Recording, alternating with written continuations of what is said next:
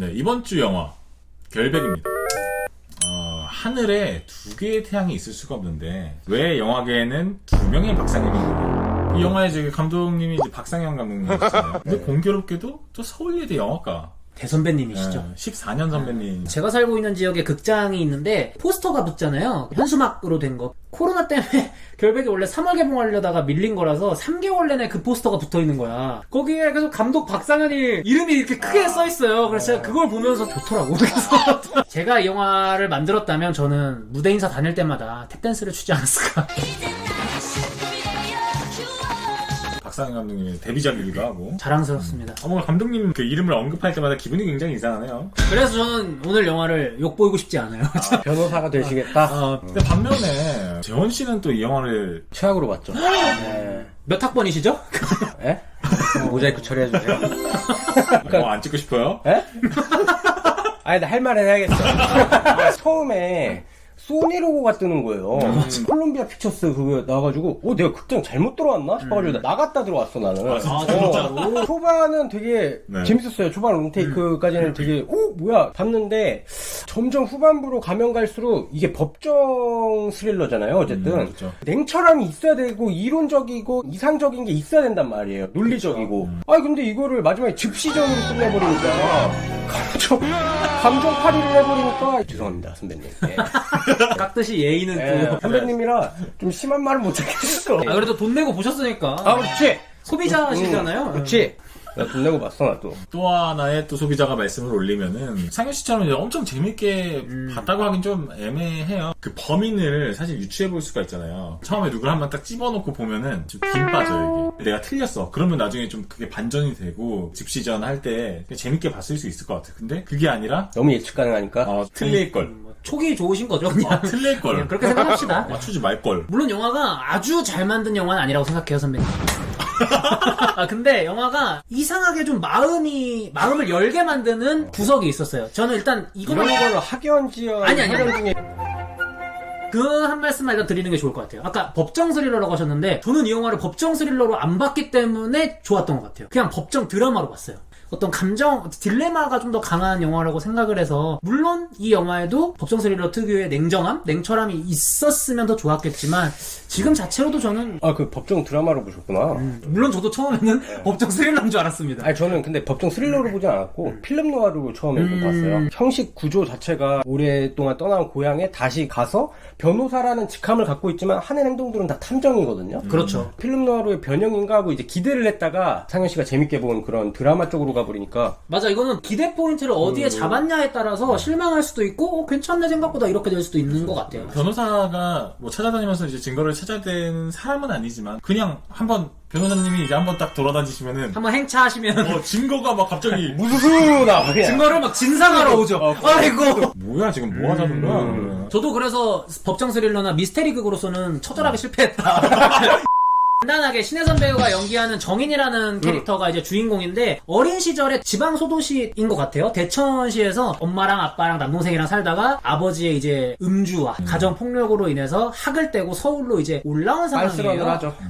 그렇죠. 그래서 네. 어린 나이에 올라와서 뭐 서울대학교 입학해서 졸업도 하고 시험도 봐서 변호사가 에이스가 되는 네. 그런 독을 품은 변호사가 돼서 성공 가도를 달리고 있는 상황에 우연히 TV를 보다가 과거에 내가 대천에 두고 왔던 우리 엄마가 살인 용의자가 되어 있네? 그 뉴스 하나만을 딱 보고 대천으로 바로 내려가서 그 살인 사건을 조사하는 약간 이런 이야기라고 보시면 될 것 같아요. 그래서 그냥 이야기만 놓고 보면 있기가 약간 왜냐면 작은 사회에서 권력가들을 다루는 이야기가 또 있기 때문에 결국에 이게 반전이 들어가는 영화잖아요. 그렇죠. 그러다 보니까 허준호 배우를 추인의 시장 자리를 딱 넣어놓은 게 되게 좋은 수지 않았나. 이게 딱 봐도 악당이잖아요. 근데 또 그게 한번 꽈서 생각하면 안 좋은 걸 수도 있는데 어쨌든 그 캐릭터는 어그로를 끌어야 되는 캐릭터였기 때문에 실제 그 인물이 범인이었든 범인이 아니었든 어그로를 끈 것만큼은 허준호 배우가 잘 하지 않았나. 되게 웃겼던 게 그 농약이 콸콸 들어가는데 어떻게 이거 막걸리 맛이 이상하네. 시큼한디?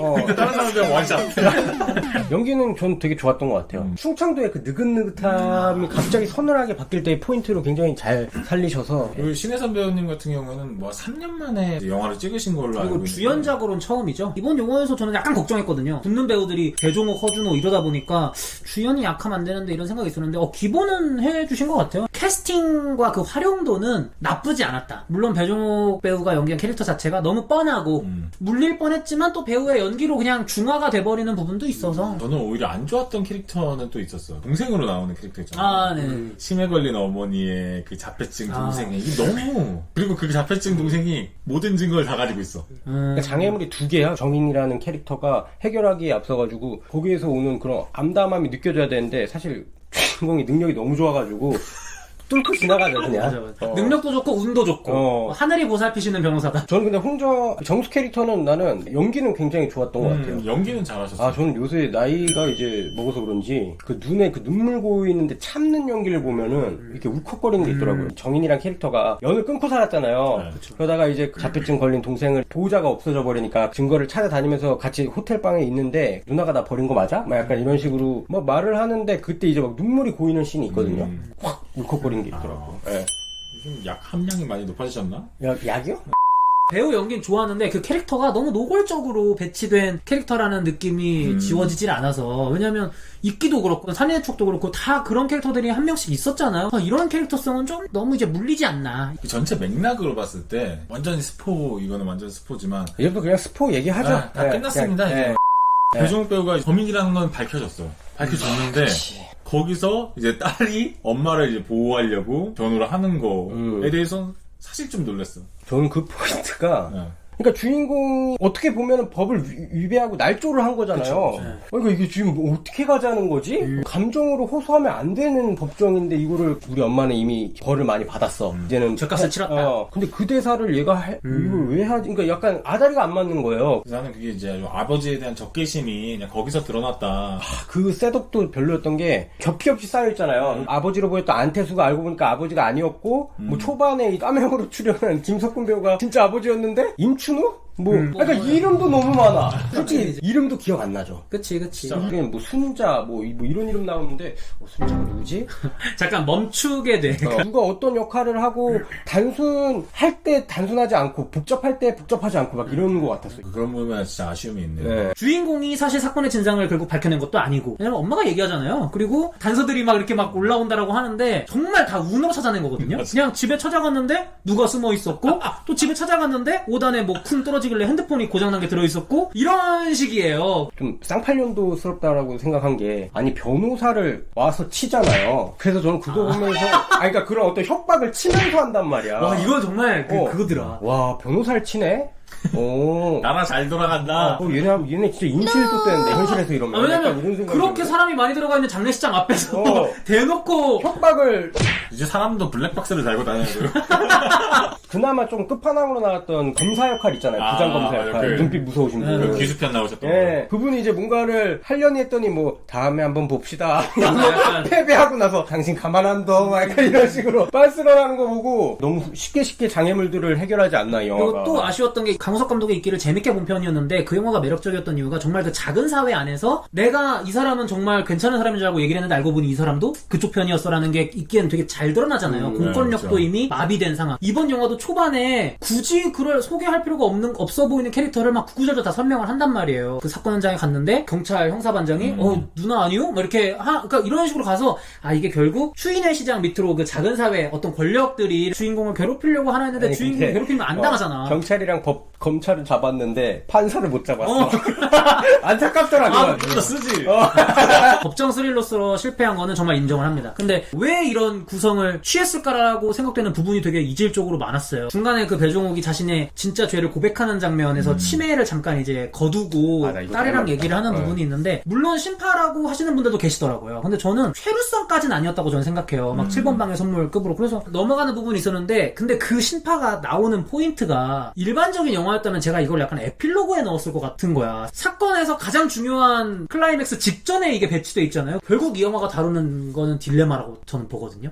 우리 누구나 그런 얘기 하잖아. 그냥 TV에 인면수심의 범죄자가 나오면 저 쳐 죽일 놈들 다 이러는데 만약에 그 쳐 죽일 놈이 내 아들이거나 내 아빠거나 내 딸이거나 그러니까 이런 경우에는 어떻게 생각해 봐야 되는가. 왜냐면 재원 씨가 아까 되게 딱 잘 찝어주신 게 일반적인 이런 주인공이라면 당연히 권선징악적 결말로 가야 되기 때문에 보통 이제 눈물을 머금고 눈물을 머금고 엄마를 감옥에 감옥에 보내거나 아니면 또 각본에 어떤 수를 써서 엄마가 짧게 살고 나오시겠죠. 감옥에서. 지길.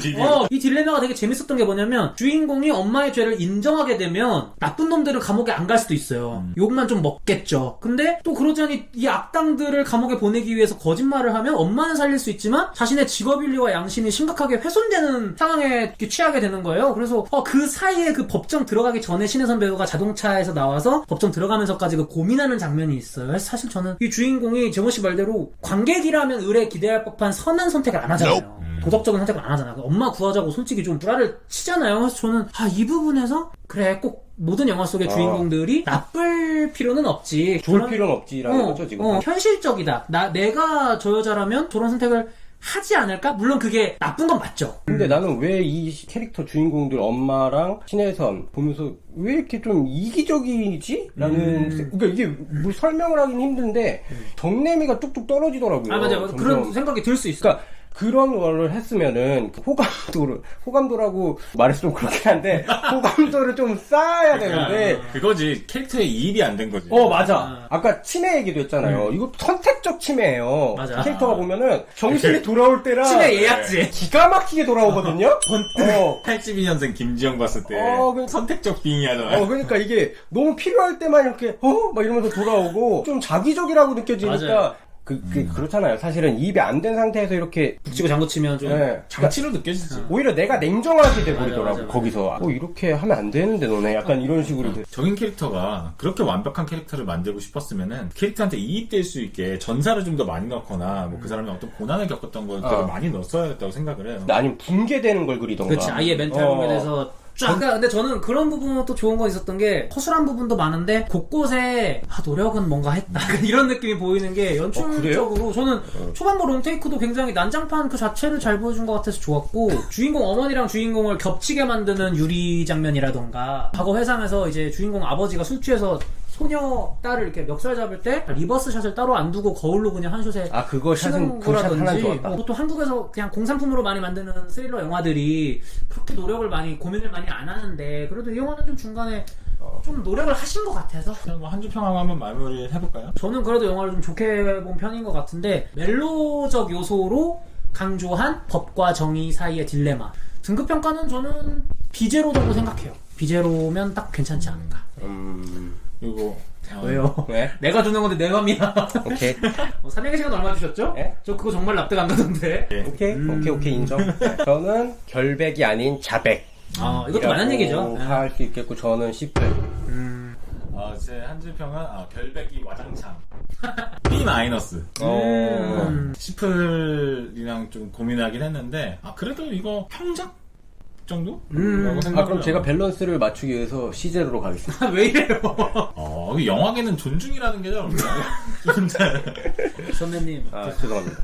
그 평행세계 박성현에게 한마디 하고 싶다면 같은 세계에 살고 있는데 선배님 굉장히 고생하셨고 노력하셨고 하지만 아직 노력이 부족하다. 그래서 그러니까 얘기하는 거 아니야? 아니야 택시로 치면요 기본 요금까지 하신 거예요 선배님. 그러니까 추가 요금까지 우리 한번 열심히 달려보자고요. 이제 다음 주 어떤 영화를 보는 게 좋을까요? 저는 개인적으로 재원 씨가 소개를 해주셨으면. 제가요? 네. 제가 희생한다 하지 않았습니까? 희생한 사람한테 소개까지 시켜요? 왜 무슨 희생을 하시는데요? 한동안 이제 이런 스릴러만 봤다가 여러분들이 좋아하시는 블링블링한 건가? 온워드입니다. 픽사 애니메이션 온워드고요. 이렇게 관심이 없을 수가. 이렇게 풀이 죽어 있을 수가. 근데 가고는 했어요 사실. 언뜻 불안감을 느낄 때가 있잖아요. 이제쯤 한번 애니메이션을 할 때가 됐는데. 그렇죠. 그동안 포로 장르들이 너무 나댔어요. 맞아요. 마치 메이저인 양 박스오피스 1위를 하지 않나. 행태가 보기 안 좋았는데. 그러니까 저희가 지금 몇 주째 더 플랫폼, 침입자, 결백 이렇게 다루고 있기 때문에 언더워터 되게 두 분이 합심하셨네요 되게. 언더도 그렇게 좋다는 평이 없던데. 닥치세요. 보고 확인합시다. 관짝을 열고 뚜껑을 열고 이제 한번. 과연 관짝으로 갈지. 톰 홀랜드가 또 목소리 출연하죠. 크리스 프렛도 크리스 목소리를 프렛도 하기 때문에 기대해봅니까. 디즈니네. 오랜만에 저희 달달하고 아주 상큼하고 그런 영화로 한번 찾아뵙도록 하겠습니다. 감사합니다. 제발.